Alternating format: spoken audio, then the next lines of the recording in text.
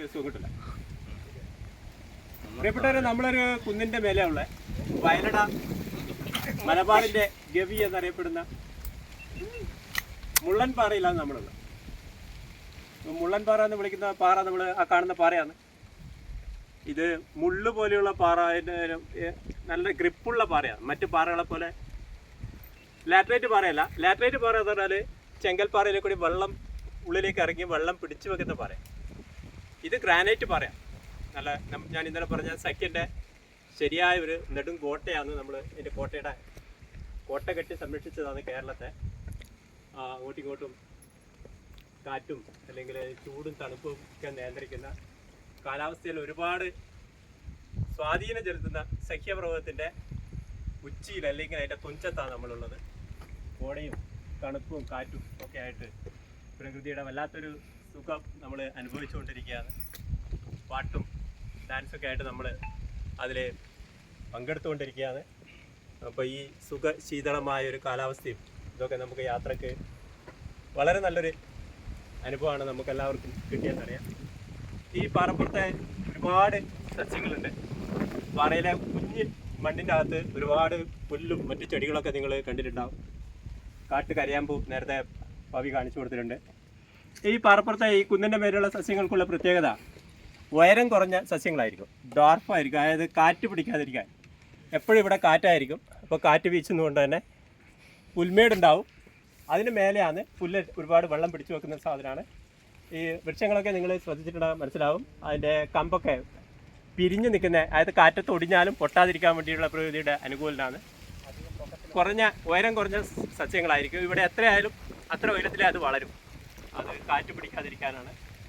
അപ്പോൾ എപ്പോഴും കാറ്റ് വീശുന്ന സ്ഥലത്തുള്ള സസ്യങ്ങളൊക്കെ നിങ്ങൾ പൊന്മുടി പോയാലും കുന്നിൻ്റെ ഏത് കുന്നിൻ്റെ പുറത്ത് പോയാലും നിങ്ങൾ മരങ്ങളൊക്കെ വളരെ ഡോർഫായിരിക്കും, കുള്ളം പറയും. അത് അവിടുത്തെ പ്രത്യേകത എന്ന് പറഞ്ഞാൽ കാറ്റിൻ്റെ പ്രത്യേകതയാണ്. കാറ്റ് പിടിക്കാതിരിക്കാനുള്ള പ്രകൃതിയുടെ ഒരു അനുകൂലനാണ്. അപ്പോൾ ഇനി ഇങ്ങനെയുള്ള സ്ഥലത്ത് പോകുമ്പോൾ നിങ്ങൾ അവിടുത്തെ സസ്യങ്ങളുടെ, ധാരാളം മഴ പെയ്യുന്ന സ്ഥലത്തുള്ള ചെടികളുടെ ഇലകളൊക്കെ അതിൻ്റെ അറ്റം കൂർത്തതായിരിക്കും. ആ വെള്ളം വേഗം ഊർന്നു പോകാൻ വേണ്ടിയിട്ട്. വെള്ളം കിട്ടാത്ത സ്ഥലത്തുള്ള സസ്യങ്ങൾ നിങ്ങൾ കശുവണ്ടിയൊക്കെ കണ്ടിട്ടുണ്ടാവും. അതിൻ്റെ ഇല കൂർത്തിട്ടല്ല ഉണ്ടാവുക, വളഞ്ഞിട്ടുണ്ടാവുക. ആ വെള്ളം ഇലയിൽ കൂടുതൽ സമയം പിടിച്ചു നിർത്താൻ വേണ്ടിയിട്ടാണ്. അങ്ങനെ ഓരോ ഇലകളും ഇലയുടെ അടിയിലെ പച്ച ആയിരിക്കില്ല, മുകളിലത്തെ പച്ച. രണ്ട് തരം പച്ചയുണ്ടാവും. സുഗതകുമാരി എഴുതിയിട്ടുണ്ട്. പച്ച തന്നെ ഒരുപാട് തരം പച്ചയുണ്ട്. ചാണകപ്പച്ച മുതൽ ഇലപ്പച്ച മുതൽ പ്ലാവിൻ്റെ പച്ച മുതൽ ഓരോ ഇലക്കും ഓരോ പച്ച നിറമാണ്. ഒരു പച്ചയല്ല മറ്റൊരു പച്ച. അപ്പോൾ പച്ചക്ക് ഏറ്റവും വലിയ സ്വാധീനമുള്ളതാണ്. അതുകൊണ്ടാണ് എല്ലാ ഓപ്പറേഷൻ തിയേറ്ററിലും പച്ചയാണ്. അത് കണ്ണിന് ഏറ്റവും സുഖമുള്ള നിറമാണ്. മറ്റു നിറങ്ങളൊക്കെ കണ്ണിന് അത്ര സുഖമില്ല. അതുകൊണ്ട് പച്ചപ്പ് നിറക്കുവാന്നാണ് ഭൂമിയുടെ പ്രകൃതിയുടെ ഒരു ധർമ്മം.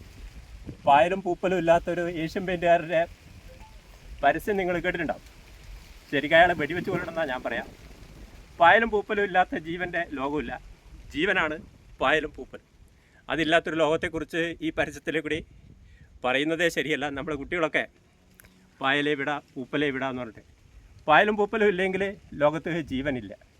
അപ്പോൾ ജീവനെ സ്നേഹിക്കുന്നവരായിട്ട് നമ്മളൊക്കെ അങ്ങനെയാണ് കുട്ടികളോട് പറഞ്ഞു കൊടുക്കുന്നത്. നമ്മുടെ കുട്ടികളും ജീവനെ സ്നേഹിക്കുന്നവരായിട്ട് വളരണം. ജീവനെ ചേർത്ത് പിടിക്കാനാണ് നമ്മൾ പറയേണ്ടത്. അതുകൊണ്ട് ഇങ്ങനെയുള്ള പരസ്യങ്ങളൊക്കെ പായലേ വിട പൂപ്പലേ വിട, അത് കളനാശിനി ചേർത്ത സാധനമാണ്. മഴ പെയ്യുമ്പോൾ ആ പെയിൻറ്റിൻ്റെ അകത്തേ കൂടി അവൻ്റെ മുറ്റത്ത് കളനാശിനിയാണ് പടർന്നു വരിക. ആ കളനാശിനി കഴിച്ചാൽ വിഷമാണ്. ആ വിഷം ഉള്ള ആ വീട്ടിലിരിക്കുന്നതിനേക്കാളും നല്ലത് ആ പായലവിടെ നിൽക്കുന്നതാണ്, പായലും പൂപ്പൽ. നമ്മളെ ഗ്രൂപ്പിൽ ലൈക്കനെ പറ്റി ഇട്ടിട്ടുണ്ട്, എല്ലാവരും ഒന്ന് വായിച്ച് നോക്കണം. ലൈക്കനുണ്ടാവും, അതുകൊണ്ടുണ്ട്. അപ്പോൾ എവിടെയും സൂര്യപ്രകാശമുള്ള സ്ഥലത്തൊക്കെ പായൽ പച്ച നിറം പ്രകൃതി തനിയെ ഉണ്ടാക്കും. നമ്മളത് മാന്തിപ്പൊളിച്ച് കളയാനാണ് ശ്രമിക്കുക. പക്ഷേ പ്രകൃതി അങ്ങനെയല്ല.